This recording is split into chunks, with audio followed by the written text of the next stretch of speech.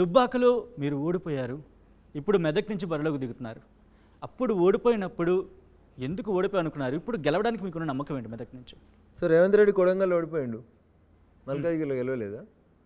చంద్రశేఖరరావు కామారెడ్డిలో ఓడిపోయిండు, రేపు ప్రచారం చేస్తాడా 17 మందిని గెలిపిస్తా అని? కానీ మీ పార్టీకి సంబంధించి బండి సంజయ్ కావచ్చు, లేకపోతే ఈటల కావచ్చు, మీరు కావచ్చు, పొంతన ఉండదు. కానీ అసెంబ్లీ ఎన్నికల్లో హేమా హేమీలు అనుకున్న మీరు కావచ్చు, బండి సంజయ్ కావచ్చు, ఈటల రాజేందర్ కావచ్చు, వీళ్ళందరూ ఓడిపోయిన. కేసీఆర్ ఓడిపోలేదా?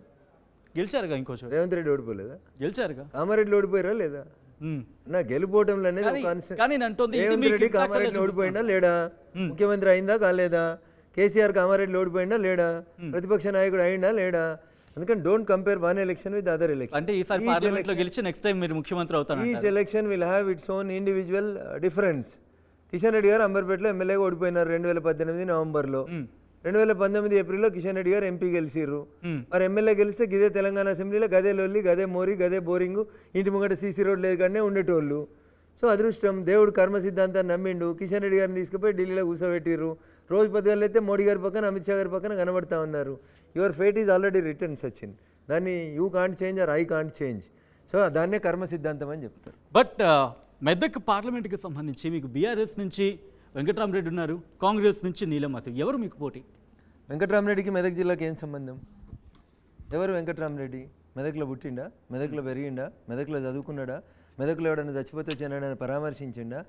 మెదక్ని దోసుకున్నది నువ్వు, మెదక్లో అక్రమంగా సంపాదించింది నువ్వు, రింగ్ రోడ్డుని అష్టవంకర్లు తిప్పింది నువ్వు, లక్షల కోట్ల ఆస్తులు సంపాదించుకుంది నువ్వు.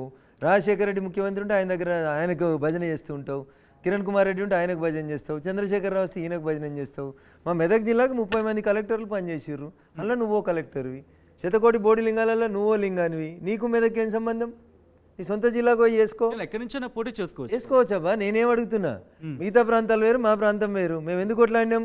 మా ప్రాంతం మీద పరాయోడు వచ్చి లొల్లి పెడుతున్నాడు, మా ప్రాంతాన్ని దోసుకుంటున్నాడు అని చెప్పినాం. 600 జీవో అమలు చేయమని కేసీఆర్ చెప్పిండు, రఘునందన్ రావు చెప్పలే. స్థానికేతరులు వచ్చి స్థానికులకు ఇబ్బంది పెట్టద్దు అని చెప్పిండు. నేను అడుగుతున్నా మీ ద్వారా కేసీఆర్ని, 14 ఏళ్ళు ఉద్యమం చేసినావు, 10 ఏళ్ళు ముఖ్యమంత్రి పదవి చేసినావు. నువ్వు పుట్టిన గడ్డ మెదక్ గడ్డ, ఒక్కటి దొరకలే నీకు చంద్రశేఖర్ రాయుడా మెదక్లో పుట్టినోడు. పక్క జిల్లాను ఎందుకు తెచ్చి రుద్దుతున్నావు అని అడుగుతున్నా. నువ్వు చెప్పిన 610ని అమలు చేయమని కోరుకుంటున్నాం. In what way Venkatrama Reddy is concern with Medak? దోచుకోవడం, దాచుకోవడం, మా జిల్లా ఆస్తుల్ని అప్పనంగా మింగడం తప్ప నీకు మెదక్ జిల్లాకున్న సంబంధం ఏంది? అరే ఒక హృదయ విదారకరమైన ఘటన చెప్తా. నా బయటలు ప్లే చేసినావు కదా, గది ప్లే చేయన్నా. వేములగడ్డ అనేటువంటి ప్రాంతంలో మల్లన్న సాగర్లోంచి భూములు ఇచ్చుకొని రైతుల్ని బయటికి పంపిస్తే మల్లారెడ్డి అనేటువంటి ఒక రైతు ఊర్లలో ఇల్లు కట్టుకుంటే పైన దులాలు వాసాలని కట్టెతోటి వేర్చుకుంటామన్నా మేము. ఆ కట్టెల్ని వేర్చుకొని ఇంటి మధ్యలో దులాలు వాసాలు మొగురాలు అన్నీ తీసుకొని తన చితి తాను వేర్చుకొని దాని మీద పెట్రోల్ పోసుకొని దాని మీద పడుకొని తనను తాను కాల్చుకున్నటువంటి మల్లారెడ్డి ఆత్మ అడుగుతుంది ఇలా వెంకట్రామరెడ్డిని, నువ్వెవనివిరా మెదక్ జిల్లాకని అడుగుతుంది. You first answer it. ఏం చేసినావు మల్లారెడ్డి కుటుంబానికి? ఎట్లా వస్తావు నువ్వు? అర్ధరాత్రి పోలీసు వాళ్ళని పెట్టి సామాన్లు ఎత్తి బయట వారేసిన నీకొచ్చి ఇలా ఓట్లు అడిగే నైతిక ఎక్కడిది? ఏదో మేము ప్రాజెక్టులు కట్టేందుకు ఖాళీ చెప్పించినావు. What is the procedure you adopted? మనిషివేనా? ఒక మనిషి తన చితిని తాను వేర్చుకొని తన తండ్రులు కట్టిన ఇల్లుకెళ్ళి దులాలు వాసాలు మొగురాలు తీసుకొని చితి వేర్చుకొని ఆ చితి మీద తనను తాను సజీవ దహనం చేసుకున్న రోజు కూడా స్పందించని వెంకట్రామరెడ్డి అనేటోడు వచ్చి ఇలా మీకు 100 కోట్లు ఇస్తా, మీ మెదకోళ్ళు గరీబోళ్ళు, మీకు స్కూళ్ళు కట్టిస్తా, మీకు కాలేజీలు కట్టిస్తా, నీకు ఫ్రీ ట్రీట్మెంట్ ఇప్పిస్తా అని అడిగితే నేను అడుగుతున్నా, 2021లో ఫ్రీగా కేసీఆర్ అనేటువంటి కాళ్ళు మొక్కి ఫ్రీగా అయినావు కదా ఎమ్మెల్సీ. ఇలా నువ్వు వచ్చి 100 కోట్లు పెడతా అంటున్నావు కదా ఏడాదికి. మరి 2021లో ఎమ్మెల్సీ అయినావు కదా, 21లో 100 కోట్లు ఎందుకు పెట్టలే? 22లో 100 కోట్లు ఎందుకు పెట్టలే? 23లో 100 కోట్లు ఎందుకు పెట్టలే? 24లో కూడా ఫస్ట్ క్వార్టర్ అయిపోయింది కదా, ఏవి నీకు 100 కోట్లు? అంటే నువ్వు దోసుకోవడానికి మా అమాయకులైనటువంటి మెదక్ జిల్లా ప్రజల్ని ఒక టూల్గా వాడుకుంటావా? అందుకని వచ్చేది మెదక్కి.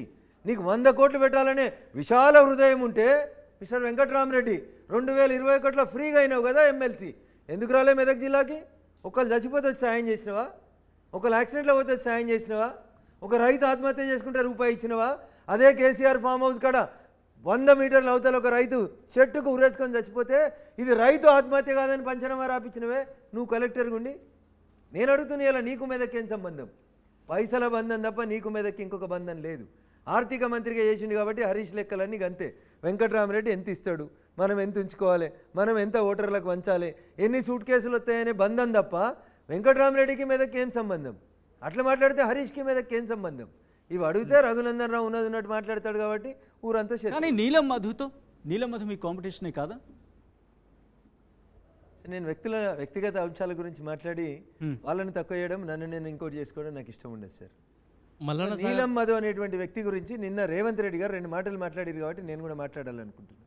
పక్కన నిలబెట్టుకొని ఇట్లా చేతి పట్టి ఒక బీసీ బిడ్డ, ఒక ముదిరాజు బిడ్డ, ఈయనను గెలిపి రేవంత్ రెడ్డి అడిగిండు నిన్న. నేను అడుగుతున్న అదే రేవంత్ రెడ్డి గారిని మీ ద్వారా, ఇదే బీసీ బిడ్డ అని నువ్వు నిన్న చేతులు ఎత్తిన బిడ్డ కాంగ్రెస్ పార్టీ పటాన్చెరు అసెంబ్లీ నుంచి కాటా శ్రీనివాస్ గౌడ్ అనే ఇంకో బీసీ బిడ్డకు బీఫామ్ ఇస్తే ఆయనను ఓడగొట్టి కాంగ్రెస్కి వ్యతిరేకంగా పోటీ చేసి, ఇంకా నిన్న నువ్వు తిట్టినావు కదా ఏదో గడీలకి వెళ్ళొత్తురు దొరలు పటేళ్ళని, ఓ పటేల్ని గెలిపించేందుకు ఉపయోగపడ్డాడు కదా రేవంత్ రెడ్డి. మరి ఆడ ఓడిపోయిన కాటా శ్రీనివాస్ గౌడ్ బీసీ బిడ్డ కాదా? ఏదో ముదిరాజు బిడ్డ అని చెప్పినావు కదా. ఒక ముదిరాజు ఎమ్మెల్యే ఉన్నాడు కదా నీ 119 మంది ఎమ్మెల్యేల్లో, ఎందుకు వెళ్ళాయనకు మంత్రి పదవి? ఇవాళ ఎందుకు యాదికి వస్తుంది నీ కులం? ఇవాళ ఎందుకు యాదికి వస్తుంది?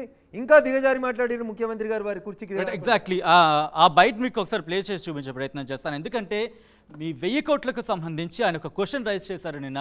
ఒకసారి ఆ బైట్ చూద్దాం, తర్వాత ఇంకా డీటెయిల్గా మాట్లాడుకుందాం. Byte please. మెదక్కు బీజేపీ నుంచి నిలబడుతున్నా రఘునందన్ రావుతున్నా దుబ్బాకలో నువ్వు చెప్పినావు కదా ఎమ్మెల్యేగా గెలిపిస్తే నరేంద్ర మోడీతో కొట్లాడి 1000 కోట్ల రూపాయలు తీసుకొచ్చి దుబ్బాకను అభివృద్ధి చేస్తాను కదా.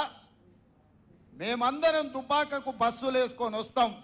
నువ్వు తెచ్చిన నిధులేందో, నరేంద్ర మోడీ ఇచ్చిన పరిశ్రమలేందో దుబ్బాకలో నాకు చూపించమని నేను అడుగుతున్నా. రఘునందన్ గారు, మీరు బస్సు వేస్తున్నారా వాళ్ళకి, లేకపోతే వాళ్ళ బస్సుని సిద్ధం చేయమంటున్నారా? నేను అందుకనే పుస్తకం రెడీ చేసిన సార్, రేపు స్టేట్ ఆఫీస్లో ప్రెస్ మీట్ పెడతా. నేను ఆయన దగ్గర బస్ కిరాయి లేకపోతే నేనే బస్సు వేస్తా. 2004 నుంచి 2014 దాకా మన్మోహన్ సింగ్ యూపీఏ 1 యూపీఏ 2లో మా మెదక్ జిల్లాకి ఏం చేసిండు? 2014 నుంచి 2024 దాకా నరేంద్ర మోడీ గారు ఎన్డీఏ ప్రధానమంత్రిగా, భారతీయ జనతా పార్టీ నాయకుడిగా మా మెదక్ జిల్లాకి ఏం చేసిండో 1000 పేజీలు ఉంది సార్ పుస్తకం. రేపు మిమ్మల్ని అందరిని పిలిచి, మీడియాకి అందరికి పిలిచి ఆ పుస్తకాన్ని గౌరవనీయులైన రేవంత్ రెడ్డి గారికి రిజిస్టర్ పోస్టులో పంపి చదివి ఎప్పుడొస్తాడో బస్ వేసుకొని అడుగుతా సార్. ఆయనకు ధైర్యం ఉంటే రమ్మని చెప్పు.